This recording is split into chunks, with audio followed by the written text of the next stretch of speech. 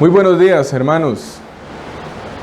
Es un gozo, es una gran alegría seguir frente a ustedes, seguir exponiéndonos a la palabra del Señor, esperando que cada uno de ustedes estén creciendo en el conocimiento de nuestro Señor y Salvador Jesucristo. Es la voluntad de Dios, hermanos, que como iglesia sigamos estimulándonos al amor y a las buenas obras en medio de esta situación que estamos pasando.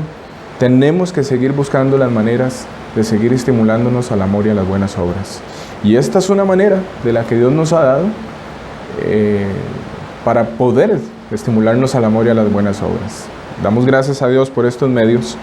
Y vamos a continuar con el capítulo 3. Hoy vamos a estar culminando el capítulo 3, después de haber considerado muchos temas en relación con el orden que debe haber en el liderazgo de la iglesia. Pero no solamente eso, sino que también hemos visto desde el capítulo 1 hasta el capítulo 3 cómo la iglesia tiene que ordenarse en todo aspecto, en el tema doctrinal, en el tema de la adoración, cuando la iglesia se reúne como pueblo para adorar al Señor, y el tema también del liderazgo en la iglesia. Entonces, vamos a culminar viendo el fundamento de todo esto. Esto podríamos llamarlo, lo que vamos a estar viendo en estos versículos 14 al 16, cómo la iglesia, cuál es el fundamento en donde la iglesia está siendo edificada o sobre edificada. Y vamos a estar entonces leyendo en 1 Timoteo capítulo 3, versículos 14 al 16, para seguir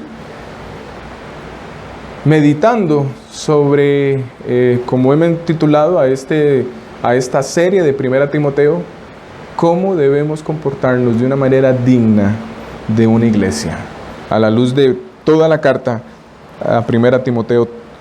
Y vamos a leer ahí en el capítulo 3, versículos 14 al 16. Esto te escribo, aunque tengo la esperanza de ir pronto a verte,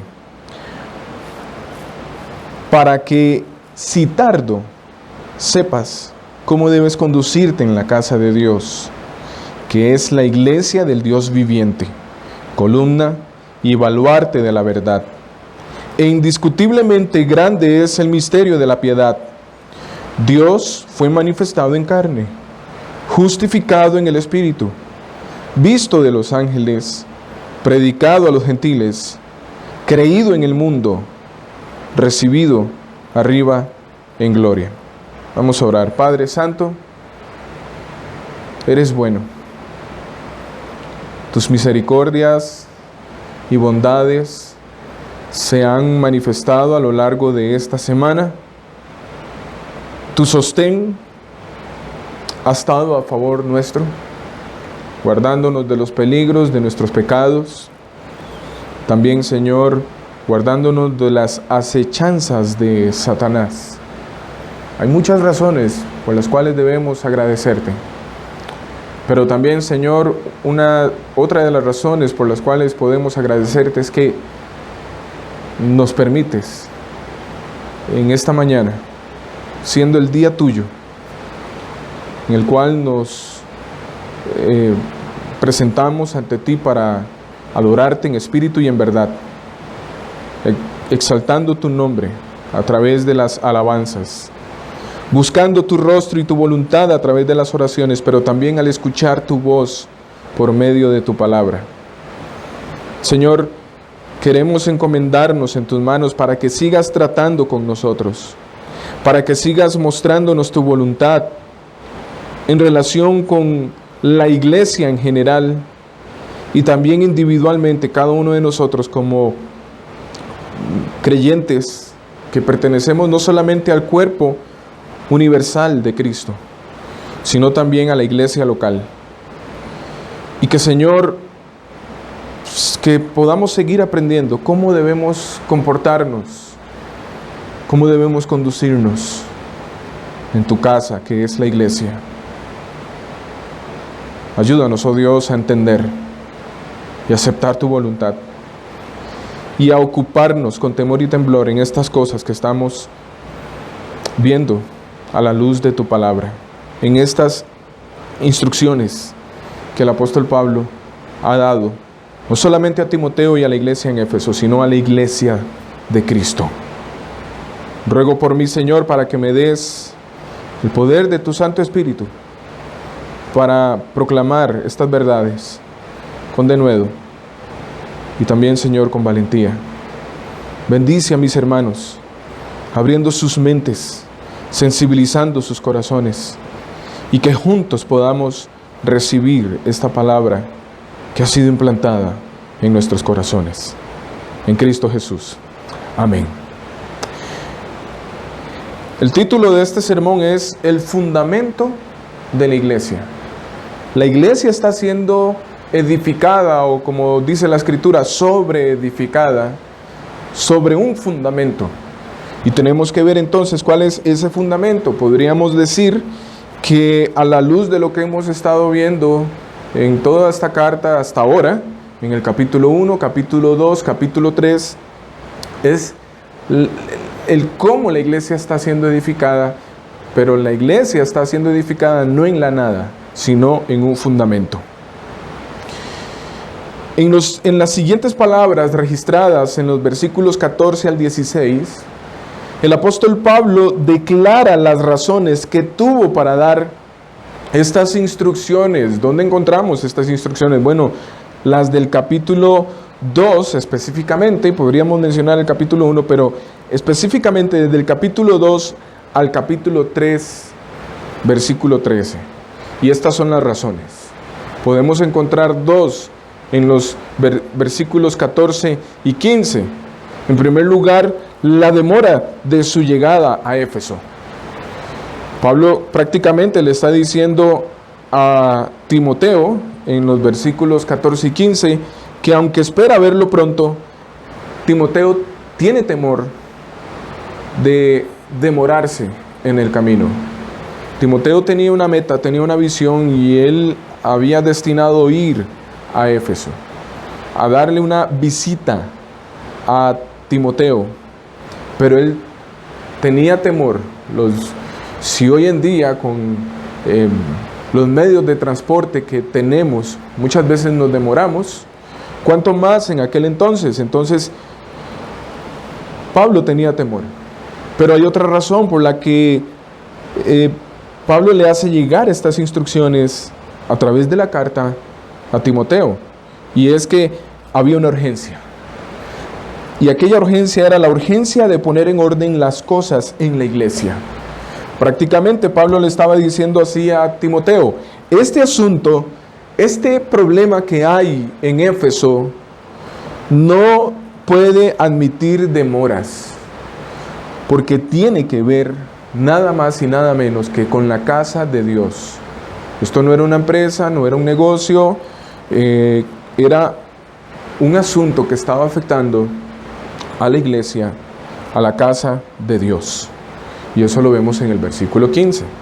Entonces vamos a ver detalladamente esas razones por las que Pablo da las instrucciones mediante esta carta. Esto es el primer punto que vamos a estar considerando.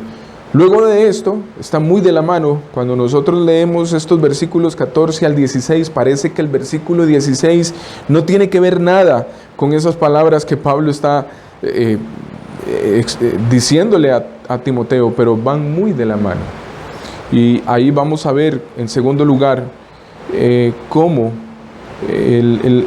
es el fundamento de todas esas instrucciones que el apóstol Pablo le está dando a Timoteo.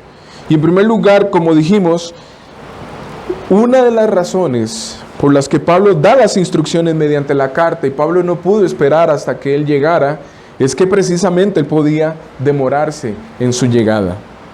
Esto te escribo, aunque tengo la esperanza de ir pronto a verte, dice el versículo 14. Pablo tenía planeado ir no directamente a quedarse en Éfeso, pero él iba a pasar por Éfeso, iba a hacer una visita a Éfeso. Pablo tenía planeado ir específicamente a Nicópolis. Él iba a quedarse allá. Esto nosotros lo podemos ver en Tito capítulo 3, versículo 12, cuando dice: cuando envíe a ti, esto es Pablo hablándole a Tito, que estaba en Creta, cuando envíe a ti a Artemas o a Tíquico, apresúrate a venir a mí en Nicópolis, porque allí he determinado pasar el invierno. De seguro, el apóstol Pablo, al ir a Nicópolis, haría una visita a Timoteo en Éfeso. Esto nos muestra la determinación y la visión que tenía el apóstol Pablo. Él estaba determinado, él tenía como visión ir a Nicópolis. Bueno, si nosotros pudiéramos ver un mapa en donde se encontraba esta ciudad, Nicópolis, era un punto estratégico y Pablo tenía en mente esto. Esto ya Pablo había experimentado el primer encarcelamiento, había sido liberado y ahora él iba camino a Nicópolis a pasar el invierno. La razón es por el punto estratégico. Esta ciudad estaba en el centro de todas aquellas ciudades en las que él había ido a predicar el evangelio. Y entonces el apóstol Pablo había determinado esto. Este hombre tenía una visión, tenía una determinación. Pablo estaba dándole no solamente la teoría a aquellos pastores, pensando en Timoteo y en Tito, sino que también les estaba dando un ejemplo, les estaba dando el precepto y el ejemplo. Esto es un verdadero pastor, no solamente alguien que da preceptos, sino alguien que lo demuestra en su vida. Es muy fácil dar preceptos, es muy fácil dar instrucciones, es muy fácil dar indicaciones, pero es diferente cuando se dan indicaciones, preceptos, instrucciones, pero acompañado con el ejemplo. Y Pablo estaba haciendo esto con aquellos jóvenes pastores. Pero también esto nos muestra no solamente la determinación y la visión que tenía Pablo, sino también el interés genuino por las iglesias. Pablo tenía un interés genuino por las iglesias. Él externó eso a los corintios. En 2 Corintios 11:28 dice, él estaba hablando de todo lo que padecía o había padecido en el ministerio.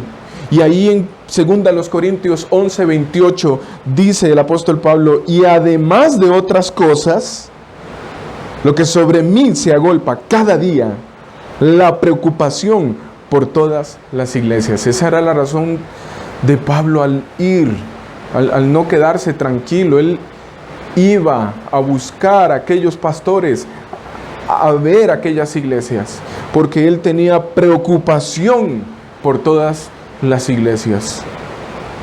Y lo podemos ver en esta carta. Él no esperó a ir porque tenía temor en demorarse. Entonces hace un anticipo de lo que iba a hacer él allá presencialmente.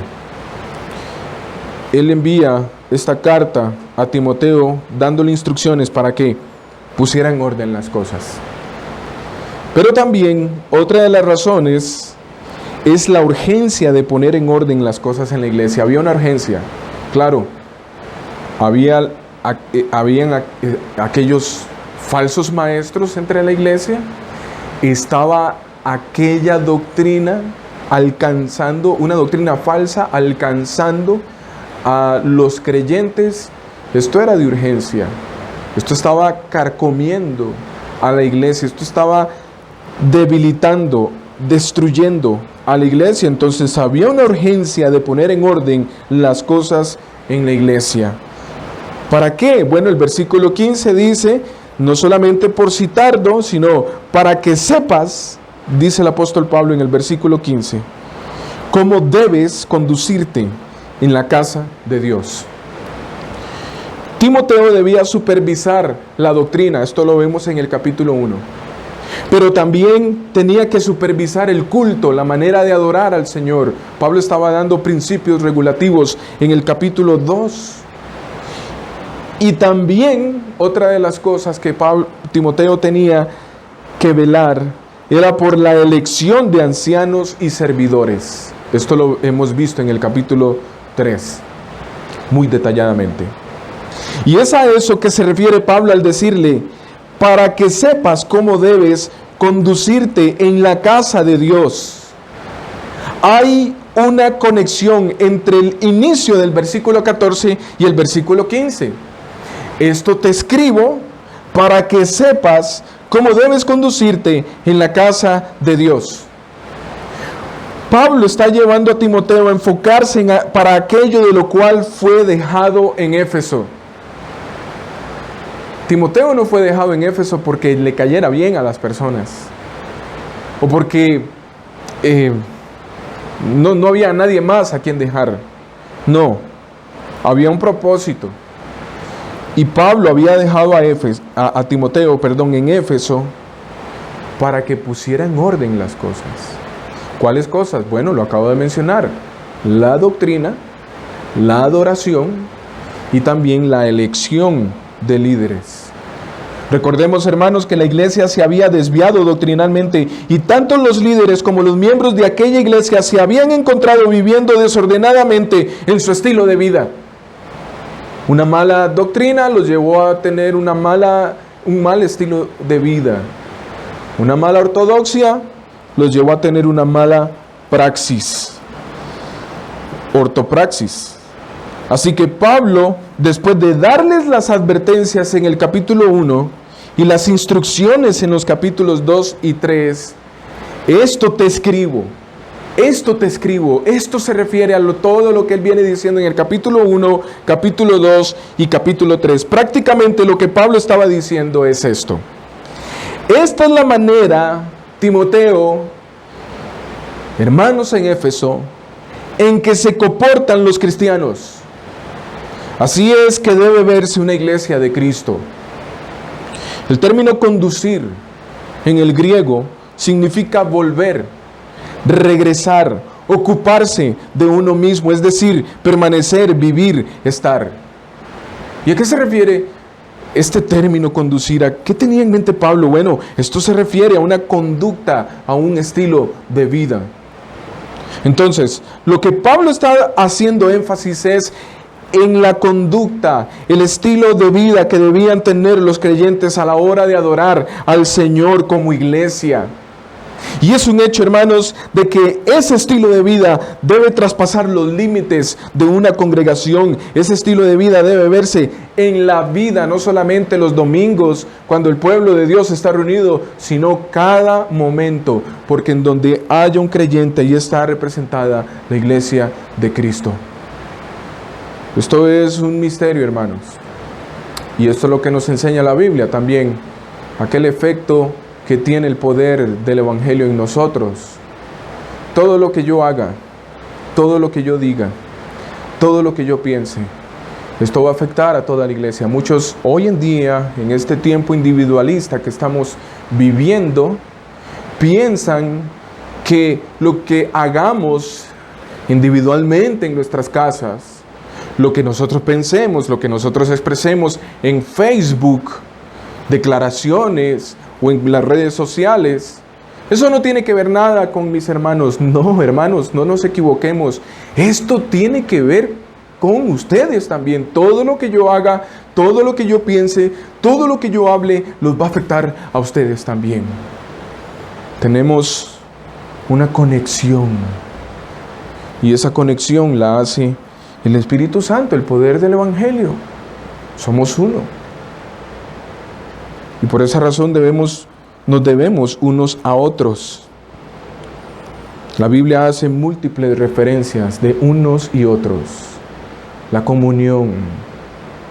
No somos creyentes individuales, somos creyentes que pertenecemos a un cuerpo. Y entonces, hermanos, el estilo de vida que yo tenga particularmente, esto va a afectar también a los hermanos, pero también la manera en que yo adore al Señor. Cuando como iglesia nos congregamos en el edificio. Ahora, a la luz de lo que hemos visto hermanos, las iglesias no deben hacer énfasis y ocuparse en el quehacer de la iglesia. sino en lo que debe ser.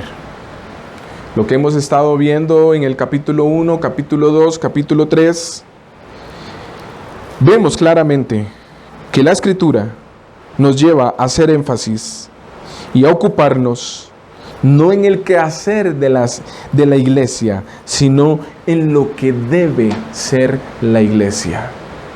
Estamos hablando de carácter, no de activismo. Nuestra preocupación, hermanos, no debe ser por tener cuanto ministerio y actividad sea posible. Es claro lo que hemos estado viendo en los capítulos 1 al 3.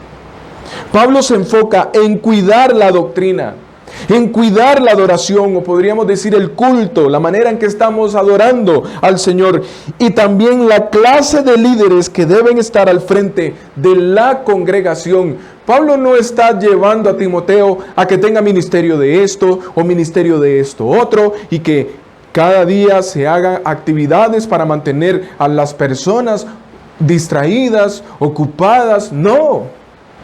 Pablo está hablándole a Timoteo y a la iglesia en Éfeso que debían ocuparse de su salvación, de sus almas, de su conocimiento de la palabra de Dios, del cuidarse los unos a los otros. Es esto. No está hablando de activismo, no está hablando de shows, no está hablando de captar la atención de la gente con todos estos medios, más que con el evangelio y el estilo de vida de ellos. Todo está enfocado en la doctrina y en el carácter de los miembros y líderes de la iglesia. Una iglesia, para que sea y refleje la verdad, debe ocuparse de su conducta, comportamiento o carácter, no de cuántas actividades tenga o cuántos ministerios tenga. Es un hecho, hermanos, que de la manera que sea nuestro estilo de vida, así será nuestra manera de presentarnos ante el Señor y nuestro comportamiento en la adoración pública. La iglesia en Éfeso debía volver a las instrucciones que Pablo les había dado al ser plantada aquella iglesia. De ahí que viene el término conducir. Volver a sus pasos. Dejar aquella vida y estilo de adoración desordenada y volver a lo que la Escritura enseña. Esto también, hermanos, es una realidad no solamente para la iglesia en Éfeso, sino para la iglesia de Cristo hoy en día, incluyéndonos a nosotros como iglesia local. No pensemos que porque tenemos el nombre bautista o porque decimos identificarnos con la Reforma, o porque decimos adherirnos a la Confesión Bautista de 1689, estamos bien. No, esto no es suficiente, hermanos. Esto va más allá. Esto va más allá. Tenemos que cuidar nuestro estilo de vida. Tenemos que cuidar nuestro estilo de adoración. Eso es una realidad para nosotros también, hermanos. Nosotros debemos volver nuestro estilo de vida a la santidad a la cual es llamada la iglesia. Y debemos distinguirnos por las instrucciones apostólicas. Todo lo que hemos estado considerando en los capítulos 1 al 3, en estas instrucciones apostólicas, todo lo que hemos estado oyendo a lo largo de estos domingos, es lo que debe verse en nosotros como iglesia local. No lo que se ve en aquella iglesia o en otra iglesia, sino lo que estamos viendo en la Escritura. Y claro, si hay otras iglesias que están viviendo a la luz de esto, no hay nada de malo, hermanos, que nosotros aspiremos y sigamos eso mismo. Y esto es porque la iglesia es la casa de Dios, le pertenece a Él. Pablo le recuerda esto a Timoteo, que no se le ha encomendado un negocio privado. Pablo le estaba diciendo, recuerda, Timoteo, esto no es un asunto, un negocio personal o un negocio familiar. Muchos ven la iglesia como que si fuera un negocio familiar. La iglesia no es de los hombres, la iglesia no era de Timoteo, la iglesia no era ni siquiera de Pablo, era de Dios, es de Dios. Es la casa de Dios. La iglesia, hermanos, le pertenece a Dios, no a los miembros de la iglesia. Le pertenece a Dios, no a una junta directiva. Le pertenece a Dios, no a un comité de púlpito. Le pertenece a Dios, no al pastor y su familia. Le pertenece a Dios, no a los diáconos. Le pertenece a Dios. La iglesia es de Dios. Pablo dice que la iglesia es la casa de Dios. Esta palabra casa se refiere a morada o habitación, no a familia como tal, sino a una morada, una habitación. ¿Y cuál es esa morada? ¿Cuál es esa habitación de Dios? Bueno, los creyentes son la casa de Dios o su santuario. Pedro nos identifica como la casa, o las piedras vivas de un edificio. Dios habita en medio de su pueblo, la iglesia. Y por eso Pablo continúa para aclarar en la mente de sus lectores qué es la iglesia. Ya ven, hermanos, la importancia de que nosotros entonces cuidemos la doctrina, cuidemos la manera en que nosotros adoramos a Dios y que cuidemos los que están dirigiendo la iglesia, porque Dios se pasea en medio de nosotros. Dios está en medio de nosotros. Ahora, esa iglesia es la iglesia del Dios vivo.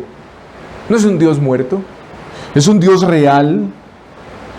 Para mí es muy frustrante ver cómo muchos creyentes, hablando de iglesia en general, incluyendo nuestra iglesia, se presentan al Señor los días domingos como que si Dios estuviera muerto. Parece que Dios no es real. Pero Dios está vivo, dice Pablo. Ese Dios vivo habita en la iglesia, el cual no solamente su presencia reposa o habita en medio de nosotros, sino que también se puede percibir. ¿Y cómo podemos percibir la presencia de Dios? No como hoy se ve en muchas iglesias donde se caen al suelo, pegan gritos, dicen cosas que no tienen sentido. No, eso se puede ver al ver las vidas cambiadas de aquellos que una vez vivían para los apetitos de la carne, los deleites de este mundo y la vanagloria de esta vida. Ahora están rendidas ante el Señor, viviendo en santidad. Era una gran evidencia entonces, hermanos, que la iglesia no era un lugar de muerte, y no debe ser un lugar de muerte, sino un lugar de vida. Por eso Pablo dice que la iglesia, la casa de Dios, es de Dios, el Dios vivo. Primera a los Tesalonicenses, capítulo 1, versículos 9 al 10 dice: porque ellos mismos cuentan, aquí está hablando Pablo, el testimonio que daban las personas de los tesalonicenses, porque ellos mismos cuentan de nosotros la manera en que nos recibisteis y cómo os convertisteis de los ídolos a Dios, para servir al Dios vivo y verdadero y esperar de los cielos a su Hijo, al cual resucitó de los muertos, a Jesús, quien nos libra de la ira venidera. Notemos, hermanos, cómo Pablo está dando testimonio de cómo se daba testimonio de los tesalonicenses, y él conecta la transformación de vida con la resurrección de Jesús. Y Pablo menciona 3 elementos aquí: el cómo ellos recibieron aquellas enseñanzas de Pablo, pero también el cómo ellos se convirtieron de algo que estaba muerto, los ídolos, al Dios vivo. Y habla del servicio. Pero hay una cosa más, dije 3 y son 4. Aparte del servicio, la esperanza que ellos tenían. Y eso es lo que se debe ver, hermanos, en la casa de Dios, del Dios vivo. La iglesia, también hay otro elemento que menciona el apóstol Pablo. Esa iglesia es columna y baluarte de la verdad. Y con mucha razón, hermanos, se debe poner en orden. Por eso el asunto urgía. Se tenía que poner en orden la iglesia, porque la iglesia es columna y baluarte de la verdad. Habiendo sido llamada casa de Dios, ahora notamos que la iglesia Luego es comparada con una columna y baluarte, o esto podríamos llamarlo como base, soporte, fundamento. Así como la columna sostiene el techo de un edificio, también el fundamento sostiene toda la estructura. De la misma manera, la iglesia sostiene la gloriosa verdad del Evangelio. En todo aspecto, tanto en teoría como en la práctica. Y es un deber de la iglesia, por mandato divino, el velar por eso. Y eso era lo que le estaba diciendo Pablo a Timoteo. Timoteo, mira, la iglesia que es de Dios es columna y baluarte de la verdad. Y por esa razón tienes que velar para que todo esto marche bien. El Evangelio no solamente es de palabra, es en poder también. Y tenemos que reflejar ese poder. Cuida de la iglesia. Asegúrate que el poder de Dios está fluyendo en medio de la iglesia. 2 Timoteo 2:19 dice, pero el fundamento de Dios está firme. ¿Dónde se ha puesto y está firme ese fundamento? Bueno, en la casa de Dios, que es la iglesia. No en el gobierno, no en un seminario, no en una federación de iglesias, no en ministerios paraeclesiásticos, sino en la iglesia. Entonces, la iglesia sostiene la verdad por medio de ¿qué? ¿De qué manera?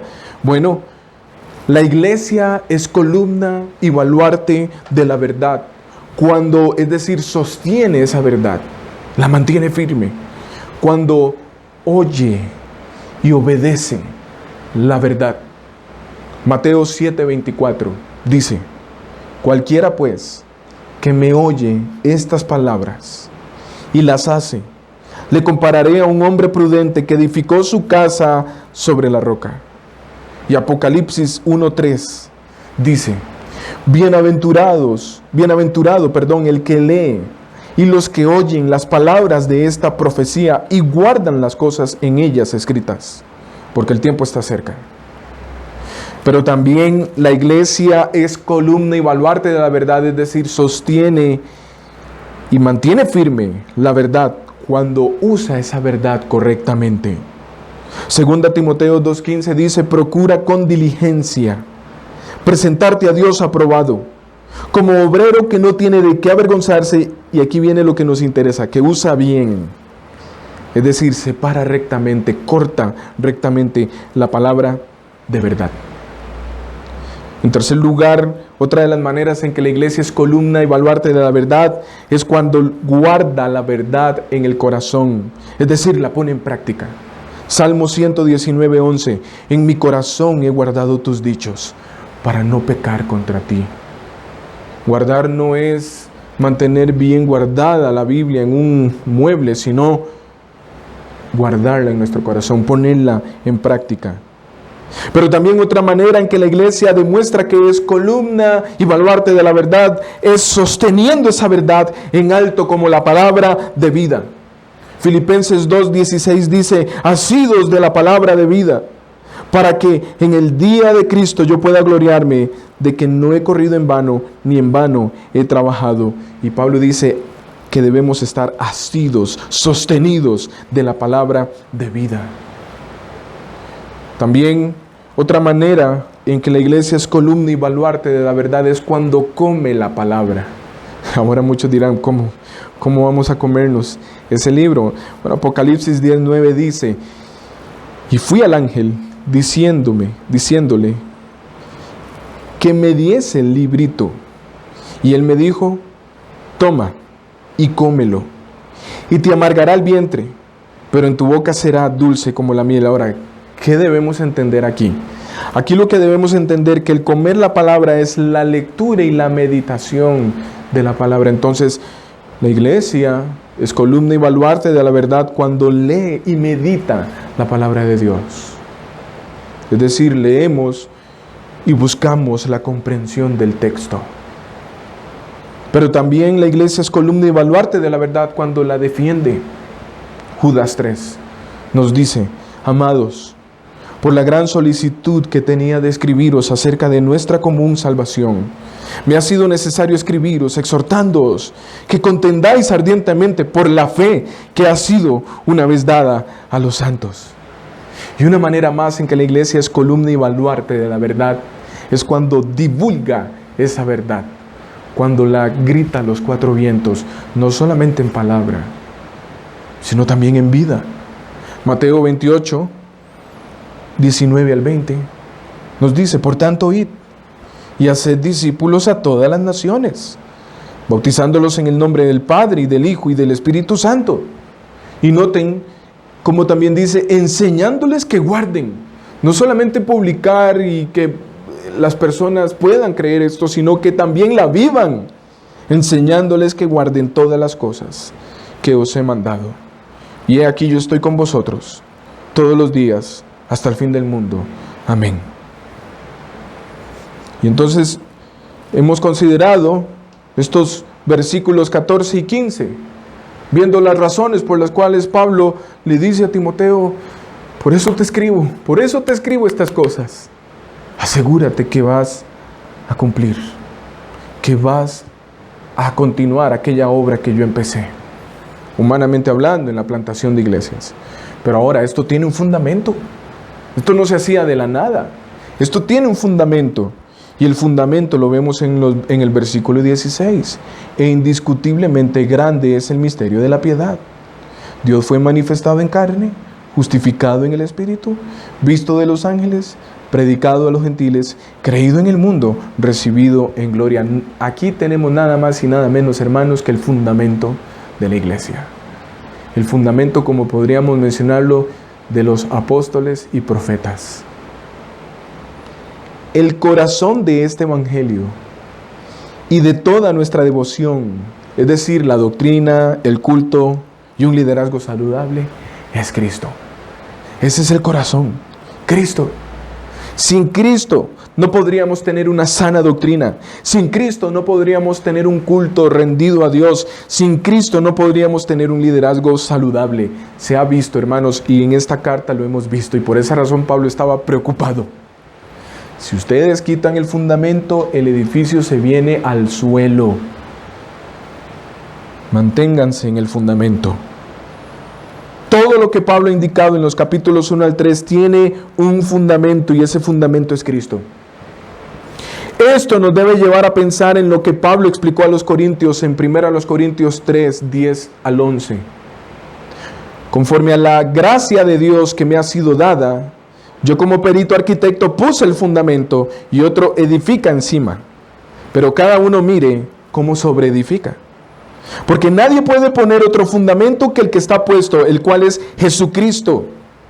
Hermanos, Pablo hace referencia aquí que Él fue usado por Dios para echar los cimientos de la iglesia en Asia Menor, Macedonia y Grecia. Es decir, Él estableció las doctrinas fundamentales de la Escritura en cada iglesia local. Pero las iglesias no se quedaron ahí con el fundamento. Era necesario sobreedificar sobre ese fundamento. Y es por esa razón que Pablo dejó a hombres como Timoteo en Éfeso y a Tito en Creta para continuar la labor que Pablo había iniciado en aquellos lugares. Esto lo vemos claramente en las instrucciones de Pablo a aquellos jóvenes pastores. A Timoteo le dijo: como te rogué que te quedases en Éfeso cuando fui a Macedonia, para que mandases a algunos que no enseñen diferente doctrina. Esto te escribo para que sepas cómo debes conducirte en la casa de Dios. Y a Tito le dijo: por esta causa te dejé en Creta, para que corrigieses lo deficiente y establecieses ancianos en cada ciudad, así como yo te mandé. Hermanos, Timoteo y Tito debían sobreedificar sobre el fundamento que Pablo había puesto en aquellas iglesias. Es decir, tenían que continuar la labor que Pablo había empezado. La manera en que debían hacerlo es como Pablo les indica. No como a ellos se les ocurría, sino como Pablo les estaba indicando. Eso es algo, hermanos, que nosotros debemos asegurarnos. Si nosotros, como dice Pablo en 1 Corintios 3, el fundamento ha sido puesto. Y nosotros debemos velar cómo estamos sobreedificando.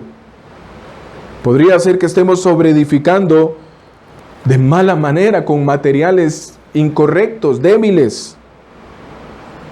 Tenemos que asegurarnos de sobreedificar con materiales firmes, fuertes. Y por esa razón debemos cuidar el tema de la doctrina, el tema de la adoración y el tema también de los servidores en la iglesia. Timoteo, en estos primeros 3 capítulos, se le muestra cómo debía cuidar la doctrina y avanzar en el conocimiento de la palabra de Dios.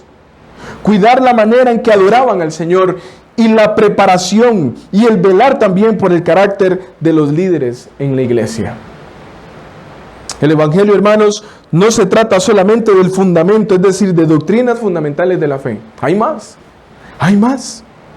El Evangelio es eso, sí, pero más. No podemos, hermanos, quedarnos en las doctrinas fundamentales.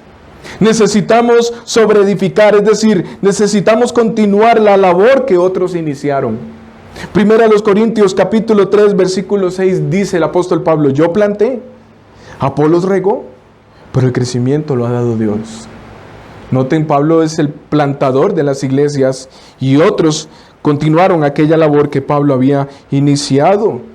El que planta es el que inicia la obra y el que riega es el que sobreedifica, continuando la labor que se ha iniciado.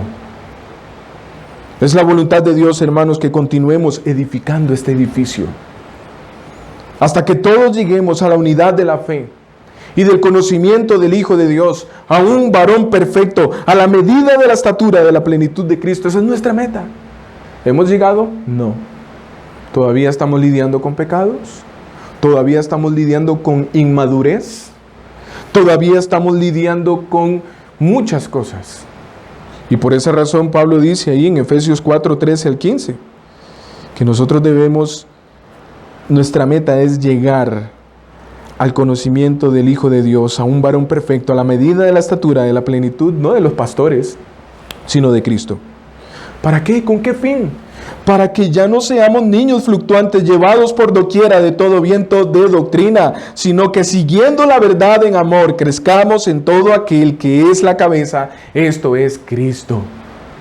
Hermanos, esa es nuestra meta. Todavía seguimos lidiando con pecados, con inmadurez, de que esta persona no me saludó, de que esta persona no me llamó. Esto es inmadurez. De que me hicieron mala cara, de que el pastor no me ha vuelto a llamar. Esto es inmadurez.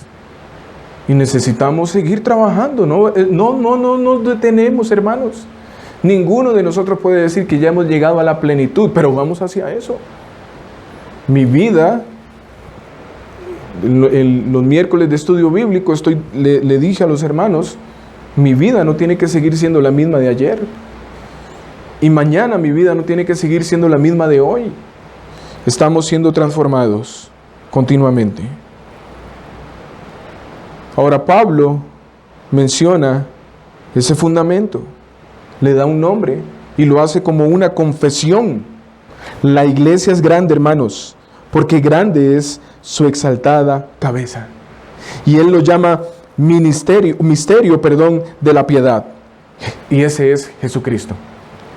Por cuanto todo lo que sigue en el versículo 16 se refiere a Él.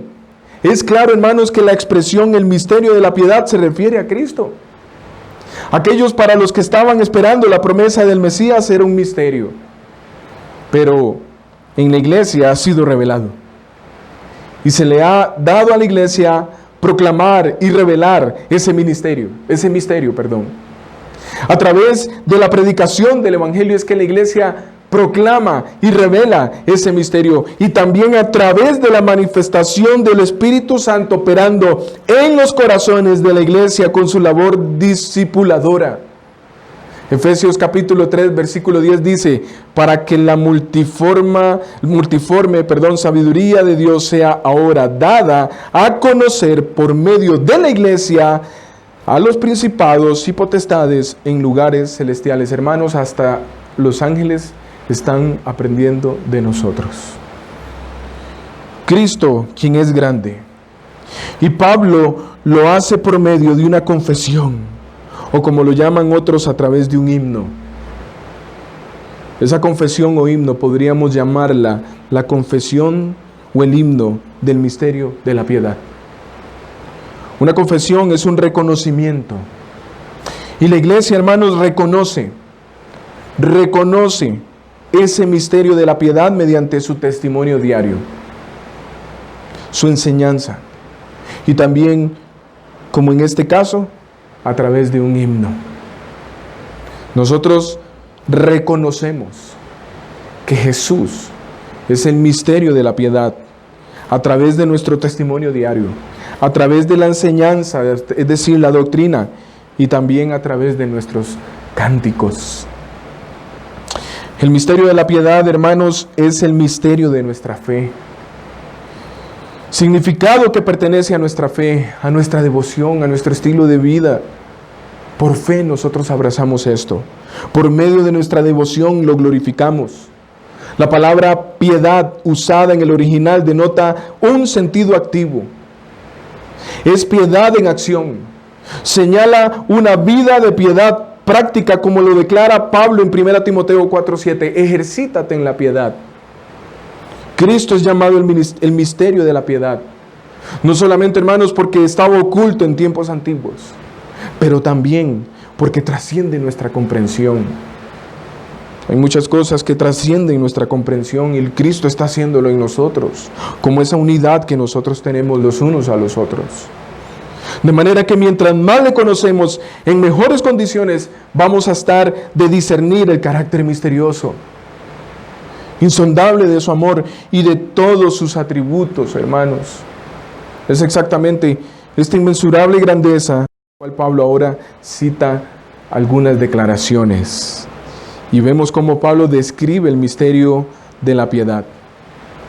Estas líneas de este himno, hermanos, de adoración a Cristo comienzan con una línea sobre el humilde nacimiento de Cristo y termina en una referencia a su gloriosa ascensión, es decir, desde que Cristo nace hasta que Cristo es glorificado. Vemos todo el Evangelio aquí. En primer lugar, Él fue manifestado en la carne. ¿Qué quiere decir esto? Bueno, esta frase nos lleva a pensar en la naturaleza humana de Cristo. En la naturaleza humana en general. La naturaleza humana en general es débil por la maldición del pecado. Y esa naturaleza a la que entró Jesús, el Hijo de Dios. Fue enviado por Dios, nacido de una virgen.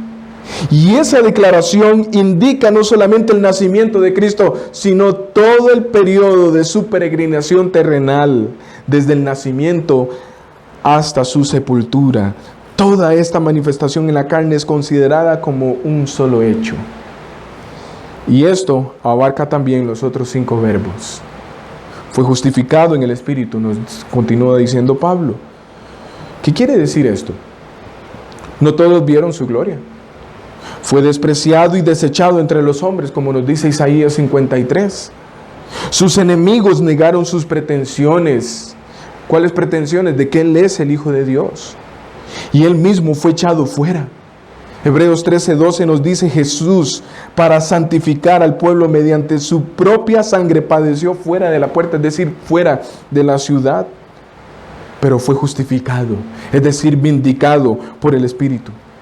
Esto es que se le hizo una declaración de justicia espiritual y de libertad de pecado en sí mismo.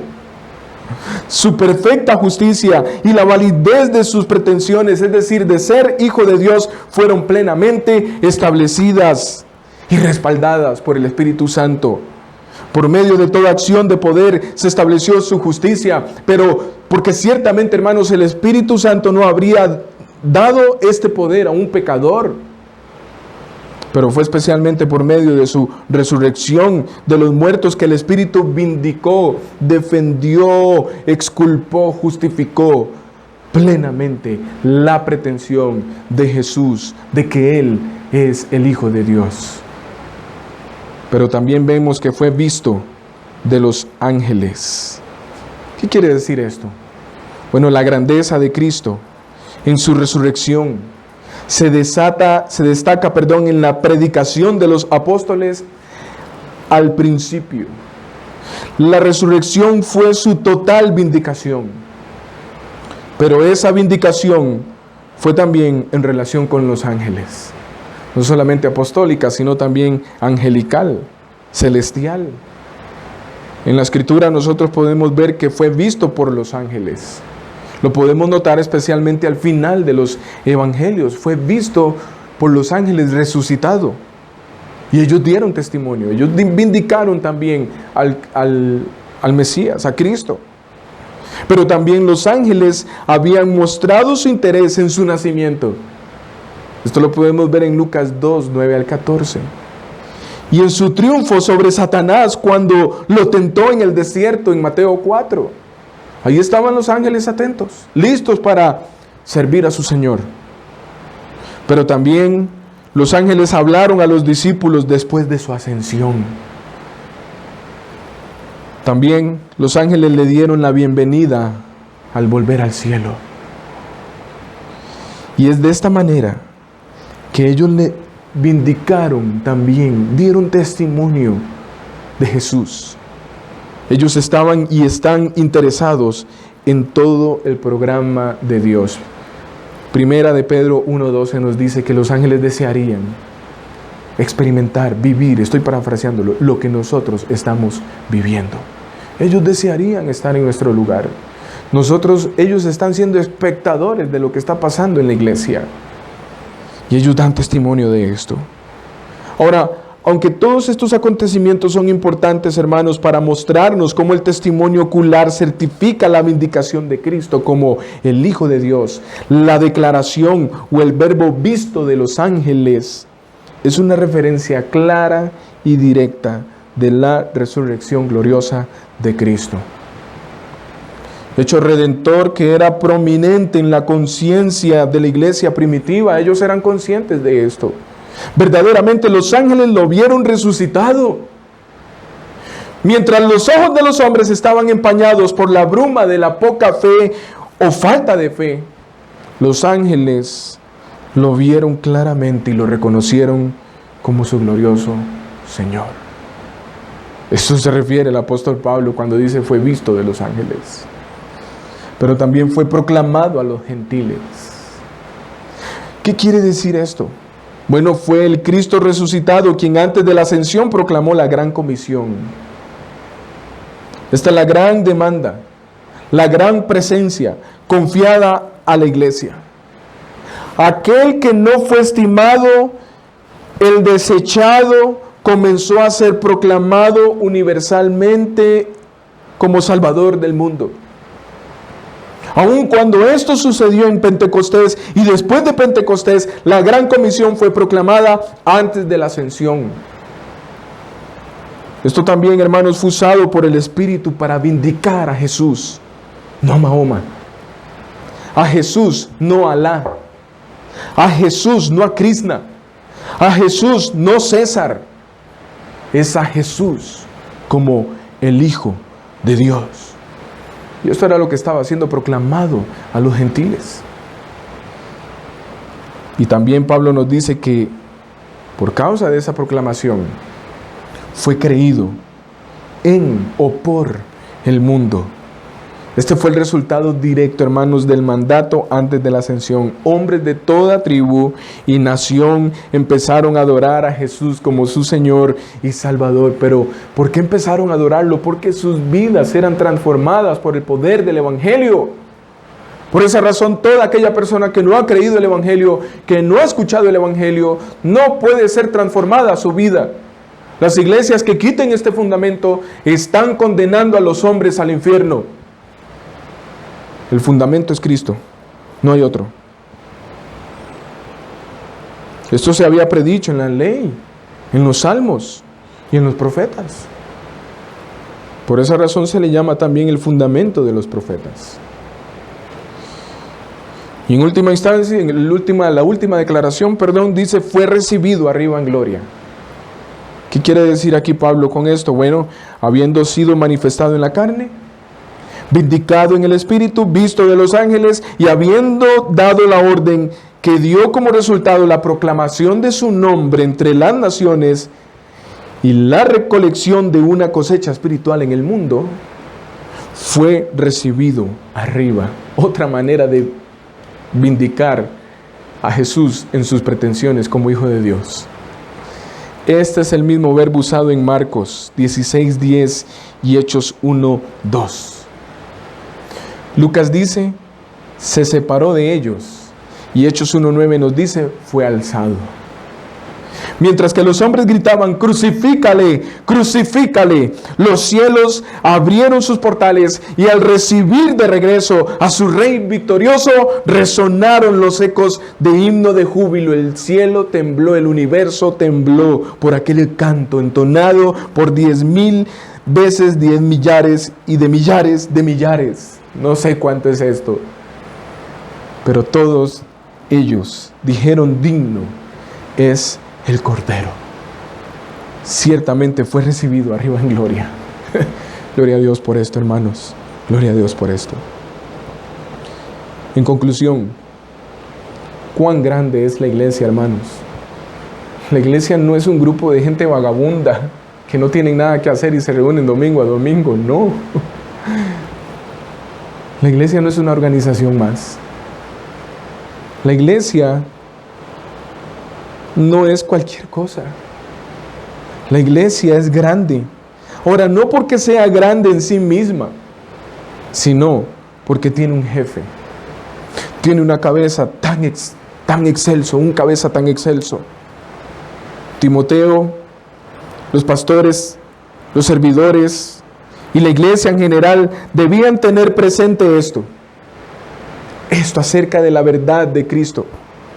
Pero hoy, lamentablemente, hoy los pastores, los servidores y la iglesia en general también necesitan tener hoy más que nunca esto presente.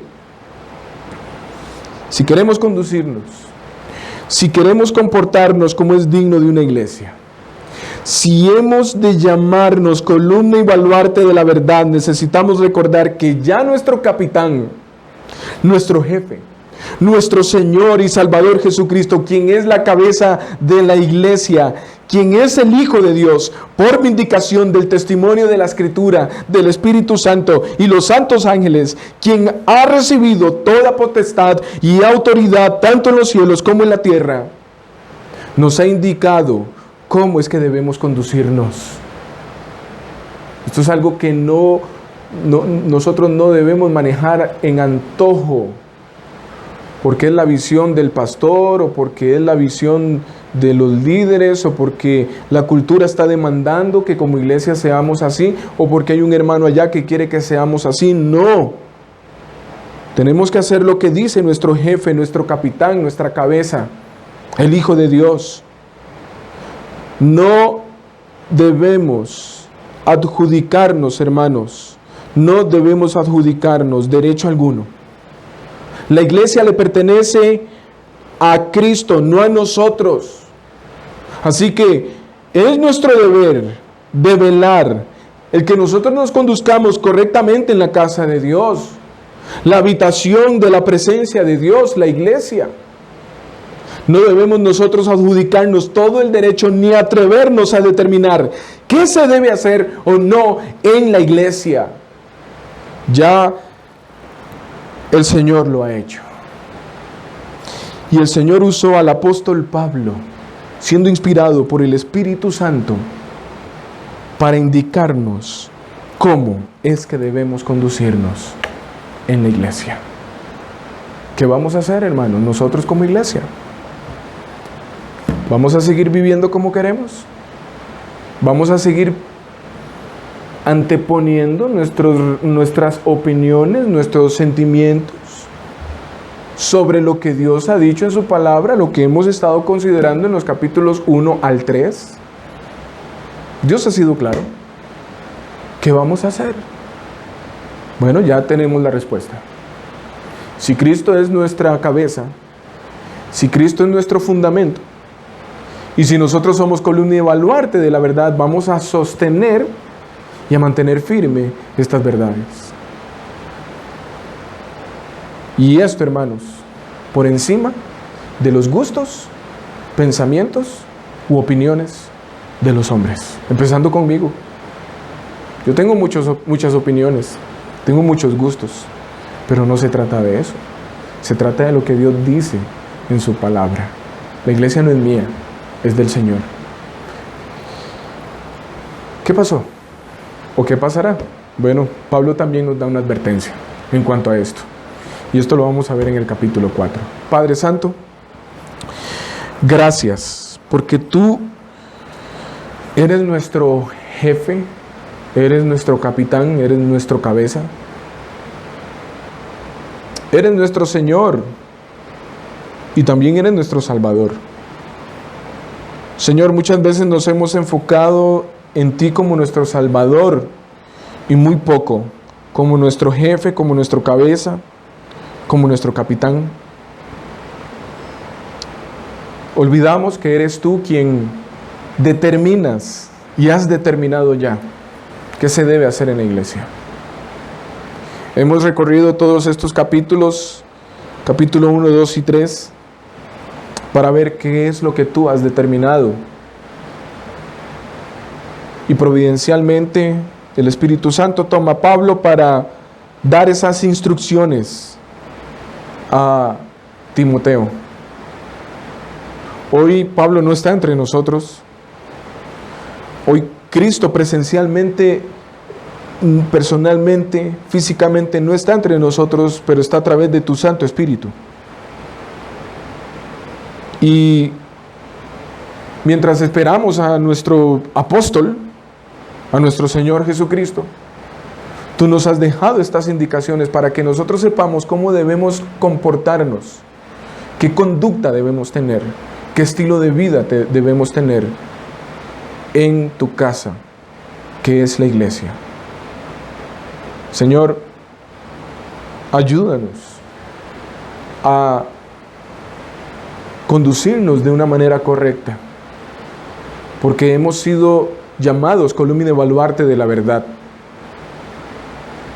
Oh Padre Santo, perdónanos porque muchas veces no nos hemos mantenido firmes ni hemos sostenido esa verdad porque hemos querido anteponer nuestros pensamientos, nuestras opiniones, nuestros sentimientos sobre tu voluntad.